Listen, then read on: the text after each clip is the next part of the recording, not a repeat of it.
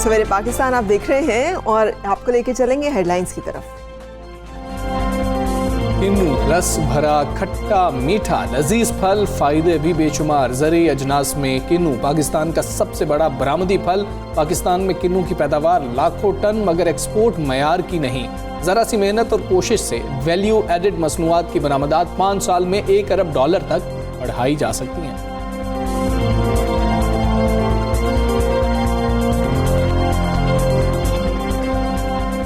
सूबा बलूचिस्तान भी टेक्नोलॉजी की राह पर चल पड़ा। बलूचिस्तान की काबीना ने सूबे की पहली डिजिटल पॉलिसी की मंजूरी दे दी। पॉलिसी अहदाफ में ई गवर्नेंस फराहम करना, डिजिटल सर्विसेज तक अवाम की रसाई। हुकूमत सूबे में जदीद तरीन मरकजी डाटा सेंटर कायम करेगी।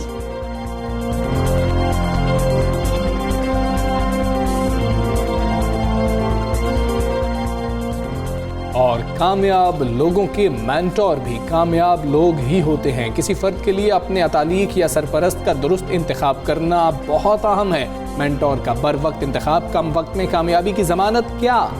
पाकिस्तान में मेंटोर्स का कोई तसव्वुर मौजूद है? इसी पर बात होगी। जी, टॉप स्टोरीज आपने जानी है। हम ब्रेक से पहले कुछ बात कर रहे थे, बिजली कर रहे थे, बिजली जो गिर रही है हम पाकिस्तानियों के ऊपर। अच्छा, बिजली आती नहीं है। अभी पिछले दिनों अगर आपको याद हो तो एक ब्रेकडाउन हुआ है जो कि बहुत ही, जिसे कहना चाहिए ब्रेकडाउन था, और उस ब्रेकडाउन ने बहुत सारी हमारी कोताहियों कमियों के ऊपर जो है वो उसके पर्दे चाक कर दिए। हमें मालूम हुआ कि यार ये भी हो सकता है, किस तरह से एकदम से आप मुकम्मल तारीकी में डूब सकते हैं, ये कितना बड़ा एक सिक्योरिटी रिस्क है।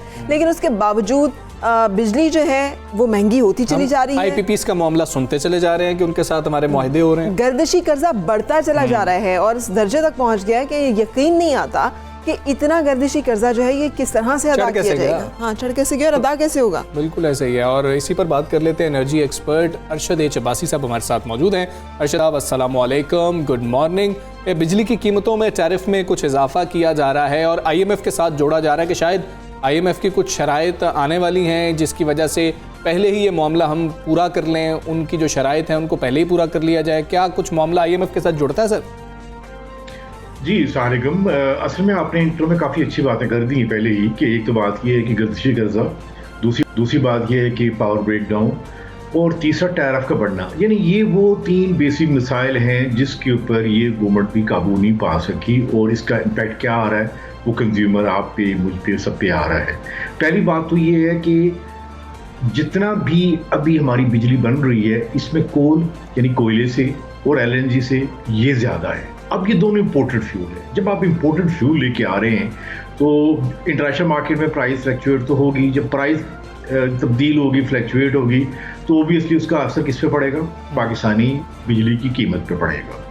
अब आप देखिए कि रिसेंट दिनों में LNG की जो प्राइस है वो सर्दी में डेफिनेटली ऊपर जाती है, और जैसे आपने काफ़ी डिस्कस भी किया, डिबेट भी किया कि हमने बड़ी लेट टेंडरिंग की, बड़ी देर से हमने एक मायदे किए, और जो पहले जो कतर के साथ मायदा हुआ था उससे कहीं ज़्यादा हमने मायदे शॉर्ट टर्म किए।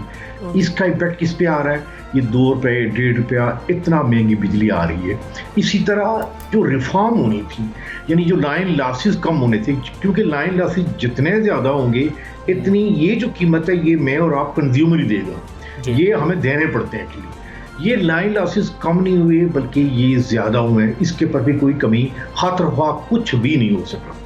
और तीसरी जो सबसे बड़ी बात है जी कि देखिए पाकिस्तान में बिजली की, पहले हम कहते थे जी बड़े कम कारखाने हैं, बिजली कम है, ये बात वाकई सही थी। अब हमारी जो कैपेसिटी है तकरीबन 36,000 मेगावाट है, कंजम्पशन हमारी कम है 10,000 है। देखिए वो जो बाकी हम कंज्यूम नहीं कर रहे उसे कहते हैं कैपेसिटी पेमेंट। वो कैपेसिटी पेमेंट मैंने और आपने, हमने सबने ये पेमेंट देनी है। तो ये जो 3 अमल है, इंटरनेशनल मार्केट में फ्यूल प्राइस की कीमत बढ़ना, LNG के बर वक्त मायदे ना होना, कोल प्राइस की कीमत भी बढ़ना, और फिर लाइन लॉसेस। ये जो लाइन लॉसेस जिसे कहते हैं, ये बिजली की जो चोरी है या कोई और जो अवामिल हैं जिसकी वजह से कोई टेक्निकल लॉसेस हैं जहां हमारे पावर ड्रॉप होती है, इसका असर भी किस पे आएगा? कीमत पे आएगा। तो ये 3 अवामिल हैं जिसकी वजह से बिजली की कीमत बढ़ रही है। और जो जैसे साथियों ने बात भी कही है वो ये है कि अभी भी 24/7 बिजली पाकिस्तान में बिल्कुल नहीं आती। जी ये बात इलाकों में, दही इलाकों में, बाद एरियो में ये पावर शट डाउन है, ये यानी जो डिस्ट्रीब्यूशन में जो आना चाहिए था, रिफॉर्म आनी चाहिए थी, बेहतरी आनी चाहिए थी, बदकिस्मती से वो बिल्कुल नहीं आई। ये सारी बातें ही निकली हैं। अभी भी मेरे ख्याल में 2.5 साल हैं। अगर इस पे को काम करना चाहे बड़े साइंटिफिक बेस के ऊपर, अगर तो ये जो चैलेंज है इन पे काबू पाया जा सकता है। और IMF क्या कहता है, कैसे काबू पाया जा सकता है और क्यों नहीं पाया जा रहा है? मतलब बिजली महंगी होती जा रही है लेकिन गर्दिशी कर्जा भी साथ साथ बढ़ता चला जा रहा है। हम लोग अवाम नीलम झलम प्रोजेक्ट के देते हैं, PTV के देते हैं और बहुत सारे बीच में देते हैं, तो वो चले यही सुकून हो अगर कि बिजली के बिल देने से या महंगी बिजली लेने से गर्दिशी कर्जा कम हो रहा है, मुल्क की कोई खिदमत हो रही है, तब भी कोई सुकून हो, वो भी बढ़ता चला जा रहा है और बिजली भी महंगी होती जा रही है। आपने एक बहुत बड़ी अच्छी बात की कि ये जो गर्दिशी कर्जा है तकरीबन जो 2200 अरब है, बदकिस्मती से गवर्नमेंट ने हाल ये निकाला है कि इसको ग्रेजुअली, जिसे कहते हैं ना, अवाम पास ऑन किया जाए अवाम पे, यानी इस पे रिफॉर्म नहीं लेके आनी, पावर प्लांट की एफिशिएंसी बढ़ानी नहीं है, लाइन लॉसेस कम नहीं करने, लेकिन एक काम कर रहे हैं कि ये जो गर्दिशी कर्जा है ये बड़ी, जिसे कहते हैं ना, बड़ी नरमी से, बड़ी खूबसूरती से ये पास ऑन मेरे आपके ऊपर या पाकिस्तान की बिजली की सार्फिन पे हो रहा है, जिसकी वजह से बिजली की कीमत भी बढ़ रही है। और शायद गर्दिशी कर्जा इससे इस तरीके से कितना कम हो सकेगा, लेकिन मेरे ख्याल में IMF को शायद ये मॉडल भी पसंद ना आए, क्योंकि कोशिश कर रहे हैं कि अगली एक किस्त दोबारा मिल जाए। उस किस्त के लिए ये कोशिश ये भी है कि हम बिजली की कीमतें बढ़ाएं, सुई गैस की कीमतें बढ़ाएं, और मेरा ख्याल है ये एक सस्टेनेबल सोल्यूशन नहीं है। इस पे अवाम चीख उठेंगे। मैं आपको पहले बता दूं कि पूरे एशिया में शायद जापान को छोड़ के सबसे महंगी बिजली पाकिस्तान में है। आप पर यूनिट कहाँ तक चली? बिल्कुल ठीक है। अच्छा तो बासित साहब ये फरमाइएगा, हमने IPPs की बड़ी बात सुनी, धूम सुनी, खुशखबरियाँ सुनी कि मामला तय पा रहे हैं, कम से कम बिजली महंगी नहीं होगी, सस्टेन कर जाएगी। अगर सस्ती नहीं भी हो रही होगी तो महंगी हो रही है, मुआहदे भी हो रहे हैं, तारीफें भी हो रही हैं, ये क्या मामला है? देखिए, जहाँ तक मेरी मालूमात का ताल्लुक है, वो ये जो जितनी बातें हैं ये एक सिनारे ख्वाब ही थे कि हमारे मायदे हो रहे हैं, आज हम कर रहे हैं, नहीं कर रहे हैं। इसमें जो सबसे बड़े प्लेयर हैं, मैं उनका नाम नहीं लेता, जो कि दुबई में बैठे हुए हैं, उन्होंने साफ इनकार किया। उन्होंने कहा जी इस पर हम कोई कीमत कम नहीं करेंगे, ये आपकी सर्फ एजम्पशन है। क्योंकि जो रिपोर्ट बनी थी सर्कुलर डेट के ऊपर, एक साहब ने बनाई थी, उस रिपोर्ट में सच्ची बात है कि फंडामेंटल फ्लॉज भी थे। तो उस रिपोर्ट के ऊपर IPP वाले कोई एग्री नहीं हुआ, किसी ने कीमत कम नहीं की, वो बिल्कुल डट गए हैं। और बल्कि मैं आपको प्रोग्राम में बता भी देता हूँ कि जो सबसे बड़ा प्लेयर है उसने तो साफ कहा है कि देखिए हमारे लिए इंटरनेशनल कोर्ट ऑफ आर्बिट्रेशन हाजिर है, हम वहाँ पे चले जाएंगे और वहाँ आपके पास कोई जवाब नहीं होगा। और इससे पहले पास में जैसे हबको है या कारके है, हमारी बड़ी सुखी हुई है। और ये जिसे कहते हैं नेगोशिएशन, ये मुज़ाकरात है, ये एक साल में इसका कोई फ़ायदा नहीं हुआ। देखिए आप रिजल्ट देखें, रिजल्ट ये कि आपकी बिजली महंगी हुई। अगर कोई मायदा कामयाब होता तो कीमत कम होती, कीमत कम नहीं हो सकी। बिल्कुल सही। अभी पिछले दिनों एक मामले खुसूसी बराए तवानाई ने भी इसी एलिगेशन के ऊपर जो है रिज़ाइन किया है कि IPPs के साथ वो गवर्नमेंट जो है उनको कोई NRO दे रही है, उनका ये क्लियरली मतलब ये बात सामने आई।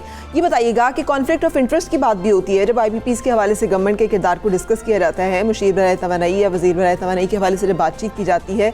और दूसरी बात जो है, अगर बिजली इतनी महंगी होती जाएगी सर, जैसे आपने खुद फरमाया कि जापान के बाद पाकिस्तान की बिजली सबसे महंगी है, तो हम कैसे ये सोच सकते हैं कि हम एक्सपोर्ट कर सकेंगे, एक्सपोर्ट बढ़ा सकेंगे और दुनिया जो है हमारी महंगी एक्सपोर्ट जो है उसको खरीदने के लिए तैयार होगी? देखिए, अब आपने बात जब करी दी है कि एक मामले खसूसी आए और वो एक्चुअली के इलेक्ट्रिक से आए हैं, वो के इलेक्ट्रिक में उन्होंने ख्याल में कुछ 6 साल गुजारे हैं। अब आप देखिए कि के इलेक्ट्रिक का तजर्बा पूरे पाकिस्तान में, मेरे ख्याल में पूरी दुनिया में शायद ऐसा मॉडल कम ही होगा कि जो कराची की जितनी आबादी 1.5 या 2 करोड़ है, जितना वो एक मुश्किलात का सामना करते हैं के इलेक्ट्रिक वजह से, कि वो आप कह सकते हो ब्लैक होल है, जहाँ पे हर साल हमारी $50 अरब या 100 अरब हमारी सब्सिडी जाती है। अब वहाँ से मामले खसूसी लेके आए हैं उस मॉडल का। तो सच्ची बात ये, मैं बसद एहतराम, वो एक इंजीनियर भी नहीं है, उनका शोबा कुछ और था, वहाँ तो एक तबाही हुई थी। उसका मॉडल लेके, उसका मामले खसूसी लेके आए हैं, वो क्या कर सकता है? तो मेरे ख्याल में अपेरेंटली कुछ बात हुई है, लेकिन ना उस मामले खसूसी ने कोई काम कर दिखाया, और जो हमारे जो बिजली के वैसे जो मास्टर है नदीम बाबर साहब, और जो खुद IPP, देखिए बात आपने कर दी बड़ी सिंसियरली, अब भी IPP का चेयरमैन कौन है? वो नदीम बाबर साहब हैं, और वही कौन है? वो तीर हैं, इन्हीं कुर्सी के दोनों साइड में बैठे हुए हैं जी। ये कैसे मुमकिन हो सकता है कि बिजली की कीमत कम हो? उमर अयूब तो बेचारे सिर्फ स्पीच करने के काबिल है, इसके अलावा कुछ नहीं है। आप IPP का जो चेयरमैन है, जो एसोसिएशन है, उनका नाम, वो आज भी वो चेयरमैन है, और वो कौन है? वो 7 मामले खसूसी भी है पेट्रोलियम के ऊपर, और पावर सेक्टर को भी कंट्रोल करते हैं। तो जब आप उन्हीं को, IPP के चेयरमैन को आपकी कैबिनेट में है, तो किस तरह मुमकिन है? मुझे बात फिर खुल के कह देना दीजिए, उनकी मौजूदगी में आपको IPP में कोई रिलीव नहीं मिलेगा। दे आर वन, वो यूनिटी है, और उस यूनिटी की वजह से इसलिए जो बड़ा प्लेयर जो सऊदीया में बैठे हुए, सॉरी दुबई में बैठे, उन्होंने कहा कि हम नहीं, नो रिगुलेशन। ये भी कह रहे हैं कि 2 रुपया तो आगाज है, जाके रुकना तो 3.25 रुपए के इजाफे पे है, तो फिर आप मतलब उसके लिए भी हम लोग तैयार रहें कि फिर ये इजाफा भी होगा ही। देखिए, अभी जो आप भी सुनते हैं कि अभी कतर और सऊदी अरब के दरमियान काफ़ी ज़्यादा तल्लुकात वो स्वार्थी भी बहाल हो गए हैं, और फिर सऊदीया ने ऑयल प्राइस जो है वो काफ़ी बढ़ाई है, इसलिए कि प्रोडक्शन कम कर दी है। तो जो ऑयल की कीमत बढ़ रही है, साथ साथ LNG की कीमत बढ़ेगी। जब LNG की कीमत बढ़ेगी, हमारी अपनी बिजली महंगी होगी। इसी तरह कोल है इंटरनेशनल मार्केट में, उसकी प्राइस भी बढ़ रही है। हमने कभी भी ये नहीं सोचा कि indigenous oil and gas, sorry, उसको एक्सप्लोर किया जाए। तकरीबन 2 साल पहले कंप्लीट एक रोड मैप बना के दिया था इसी गवर्नमेंट को, हल्ब के नाम के ऊपर, कि पाकिस्तान में इतना ऑयल और गैस है कि हम 5 साल में खुद की फील हो सकते हैं, पर उसकी तरफ जो बिल्कुल नहीं दी। हमारी कोशिश हमेशा ये रही है, जिस भी गवर्नमेंट के जो लाडले वजीर होते हैं वो क्या काम करते हैं कि कितनी जल्दी जाके हम ऑयल का मायदा करें, या LNG के मायदे में देख रहे हैं पिछले वजीर साहब ने क्या, उसका नतीजा आज तक भुगत रहे। तो असल बात ये है कि गवर्नमेंट के अंदर जो मिनिस्टर्स, ऑयल की मिनिस्ट्री, प्राइस मिनिस्ट्रीज होती है, इनके ऊपर किसी का नहीं होता। और बदकिस्मती से जो नैब का डर था, ये था, वो भी किसी के नहीं रहा। और रिजल्ट क्या निकलता है? जैसे आपने कहा, महंगी बिजली, और आगे और क्या होगा? आगे और महंगी। बिल्कुल ठीक है, आगे और महंगी होगी। बहुत शुक्रिया अरशद चबासी साहब, एक्सपर्ट सुबह सवेरे पाकिस्तान से बात कर रहे थे। और जितनी भी हमने बात की, हमें कोई उम्मीद नज़र नहीं आ रही है कि आने वाले दिनों में कुछ बेहतरी होगी एनर्जी सेक्टर में। मुझे तो ना मेरी आंखों में इनकी गुफ्तगू के दौरान, अगर आपने एक फिल्म देखी है ब्लड डायमंड, वो चल रही थी, इससे कि जिन मुल्कों के पास ये होते हैं, एसेट्स होते हैं, सरमाए होते हैं, वहाँ पर यही होता है कि वहाँ पर फिर उन रिसोर्सेज के ऊपर किस तरह से गेम होती है, ग्रेट गेम्स होती हैं, स्मॉल गेम्स होती हैं, वो सब चीज़ें। अगर आपने हमजा देखी है मूवी, नहीं मैंने नहीं, ज़रूर देखना, आप लोग भी देखिएगा blood diamond, I am sure कि मेरी बात शायद समझ सके। हाँ, फिर उसको डिस्कस भी करेंगे। जो जापान की बात कर रहे थे, उनकी परचेजिंग पावर पैरिटी को अगर देख लें, उनकी कुव्वत खरीद ही इतनी ज़्यादा है कि उधर अगर वो महंगी भी है तो उनकी सैलरीज भी उतनी ज़्यादा है, उनकी इनकम भी उतनी ज़्यादा है कि उनको फील नहीं होता। वहाँ पर तो पानी भी बहुत ज़्यादा महंगा है क्योंकि उनकी परचेजिंग पावर बहुत ज़्यादा है। मगर हमजा, उस महंगाई को मीट करने के लिए जो लाइफस्टाइल है, वहाँ खुदकुशियों का रेट भी सबसे ज़्यादा है। मतलब इतना स्ट्रेसफुल है, जब आप डिप्रेशन सबसे ज़्यादा, जब आप ज़िंदगी को इतना मसरूफ़ कर देंगे, पैसा कमाने की मशीन बन जाएंगे, और आपने हर एक की ज़िंदगी से एक ही चीज़ डाल दी है कि वो पैसा उस अपने घर को चलाने के लिए उसे मशीन बनना पड़ेगा, तो उसके कुछ और नताइज भी निकले। बिल्कुल ऐसी है। खैर, कुछ अच्छी बात करने की कोशिश करते हैं। मेरा तो फेवरेट फल है ये किन्नू, जो सरगोदा की शान है, पाकिस्तान की भी ये शान है, बहुत पसंद किया जाता है, लेकिन हम उतना अच्छा क्वालिटी में एक्सपोर्ट नहीं कर पा रहे हैं। ये एक मसला भी है। अब सिर्फ सरगोदा नहीं हमजा, लैया में अगर आप जाएं तो लैया इज अनदर सरगोदा, वो उसने वहाँ पे भी प्रोडक्शन जो है वो बहुत बढ़ गई। और पाकिस्तान का किन्नू, पाकिस्तान का आम, वैसे तो पाकिस्तान का तरबूज भी, लेकिन आम और किन्नू 2 ऐसे प्रोडक्ट्स हैं, पूरी दुनिया की आप खा लें, आपको ना वो खुशबू मिलेगी, ना वो जायका मिलेगा, ना वो रंग मिलेगा, ना वो रस मिलेगा, जो कि हमारी यहाँ की पहचान। आम से मुझे याद है कि इंडिया, आपको पता है, जैसे चावल के ऊपर क्लेम करता है ना, वो आम के ऊपर भी इंडिया का क्लेम है कि हमारी प्रोडक्ट है। सो बदकिस्मती हमारी ये है, पाकिस्तान से मंगवाते हैं वो जी, और बदकिस्मती हमारी ये है कि हम अपनी प्रोडक्ट्स जो हैं उनको मार्केट नहीं कर पाते, और यही सूरत हाल आम के और किन्नू के साथ भी है। किन्नू जब एक्सपोर्ट किया जाता था ना हमजा पिछले दिनों, तो एक जो यूरोपियन यूनियन की तरफ से कंसर्न आया था वो ये, उन्होंने कहा कि इसके अंदर एक ख़ास मक्खी है, उसके अंडे पाए गए। तो उसके लिए उन्होंने कहा था कि इसको आप कोट करें और इसको एक प्रोसेस करें, जिसके बाद एक्सपोर्ट के लिए जो नहीं हो सका, जिसकी वजह से हम इसको एक्सपोर्ट नहीं कर पाते हैं। हम वहाँ से खैर इसी तमाम तर मामले पर बात करेंगे। Patron in chief all Pakistan fruit and vegetable exporters association Waheed Ahmed साहब हमारे साथ मौजूद हैं। वहीद अहमद साहब अस्सलाम वालेकुम, गुड मॉर्निंग। बताइएगा, ये पाकिस्तान में जो किन्नू की पैदावार है ये तो लाखों टन होती है, लेकिन एक्सपोर्ट के मेयार के मुताबिक पैदावार बहुत कम है, इसकी क्या वजूहत है? सबसे पहले तो जो आपने इंट्रोडक्शन में दिया था कि हम मार्केटिंग में पीछे इंडिया से, अल्हम्दुलिल्लाह मैंगो हो या किनू हो, इंडिया की जो एक्सपोर्ट है मैंगो की वो 60,000 टन है और पाकिस्तान की 1,40,000 टन है। तो ज़रा सा मैं क्लियर करना चाहता हूँ कि आम में हम बहुत आगे इंडिया से, और किनू में तो हमसे टच भी नहीं करते, हम उनसे बहुत आगे हैं। अब दूसरी बात है किनू की, ज़रा से मैं आपको समझाना चाहता हूँ। किनू की जो इंडस्ट्री है पाकिस्तान की, जो वो है जो हम एक्सपोर्ट करते हैं, $210 मिलियन की है, जो पिछले साल हमने एक्सपोर्ट किया था 3 लाख टन। इस साल जो हमारा टारगेट है 3.5 लाख टन है। मगर बात यह है कि किनू की जो वैरायटी है वो 60 साल से लगी हुई है। दुनिया में क्या होता है, जो वैरायटी होती है 25 साल के बाद बदलती है, तो ये 60 साल हो गए हैं और इसकी जो क्वालिटी है डिक्लाइन होती जा रही है। तो जब क्वालिटी डिक्लाइन होगी, जाहिर बात है जो आपने इंट्रोडक्शन में बताया कि BOC जो है 70 to 80% हो गया, जो A क्वालिटी है वो जो है वो बहुत कम हो गया है। तो इसलिए एक्सपोर्ट के ये इश्यूज आ रहे हैं। हमें न्यू वैरायटीज़ पे काम करना है, हमें नए जो एरिया को एक्सपेंड करना है, इसलिए कि सरगोदा के अंदर किनू की जो लाइफ है वो ख़त्म हो चुकी है। यहाँ जो सरगोदा बलवाल की जो सराउंडिंग में जो इकोनॉमी है डिपेंड ऑन किनू, क्योंकि सबका जो रोज़गार यहाँ पे ज़्यादातर किनू के ऊपर है और यहाँ कम से कम 250 फैक्ट्रियाँ हैं और 3.5 लोगों का रोजगार लगा है डायरेक्टली, इनडायरेक्ट इससे ज़्यादा है। तो मेरा यही कहना है, जब तक हम रिसर्च एंड डेवलपमेंट को फोकस नहीं करेंगे, न्यू वैरायटीज़ के ऊपर फोकस नहीं करेंगे, तो हमारी इंडस्ट्री ग्रो नहीं होगी। यहाँ तक कि डिक्लाइन आना शुरू हो गया इसका। और अगले, इसलिए कि एग्रीकल्चर, ये जो हॉर्टिकल्चर है, इसको 1-2 दिन का काम नहीं, इसको सालों लग जाते हैं। अगर आज हम कोई न्यू वैरायटी भी लगाते हैं तो उसको 3 से 4 साल चाहिए। तो हमें हमने हॉर्टिकल्चर विजन बनाया 2030, 10 साल का रोड मैप। हम उसमें बता रहे हैं कि पाकिस्तान की आज एक्सपोर्ट $730 मिलियन की है फ्रूट एंड वेजिटेबल की। तो हम किस तरह 2 साल में 1 अरब, 5 साल में 2.5 अरब और 10 सालों में $6 अरब किस तरह बढ़ा सकते हैं। तो research and development, good agriculture practices करनी है। और हम जो पानी का सिस्टम है, जो फ्लड सिस्टम कर रहे हैं, जो पानी एग्रीकल्चर में 90% हम देते हैं, 60% ज़ाया कर रहे हैं फ्लड सिस्टम में, क्योंकि पानी कम देना और ज़्यादा देना दोनों नुकसान है क्रॉप के ऊपर। तो हमें ये समझना चाहिए पंजाब हुकूमत की जिम्मेदारी है, इसलिए कि 18 अमेंडमेंट के बाद पंजाब की जिम्मेदारी आती है। यही बातें हम 10 साल से चीख रहे हैं किनू के ऊपर कि इसके ऊपर फोकस कीजिए क्वालिटी के ऊपर। ठीक है वहीद साहब, जैसे आपने फरमाया हमारे चावल के साथ भी यही प्रॉब्लम आया, प्रोडक्शन बहुत ज़्यादा है हमारी भी ये बहुत बड़ी एक पैदावार की फसल है, लेकिन क्लेम यूरोपियन यूनियन में जो है वो इंडिया का है।